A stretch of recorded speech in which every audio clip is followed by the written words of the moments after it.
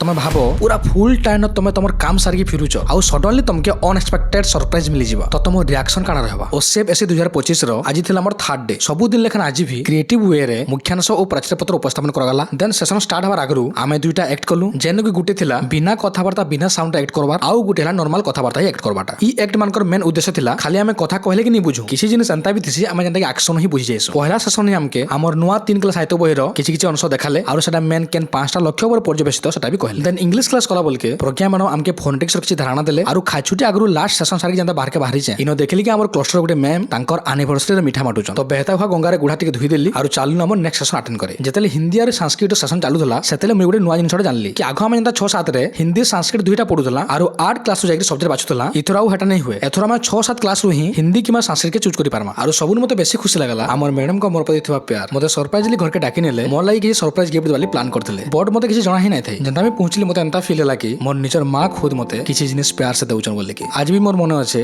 जेते बेले मुई मोर पहिला स्कूल थिली सेते बेले अपन मते एकला फील करबा के नै दे मोर खाना पीना नै कि मोर सब असुविधा रे आपण सबले मोर आगडे थिले बाटे আছে কুলে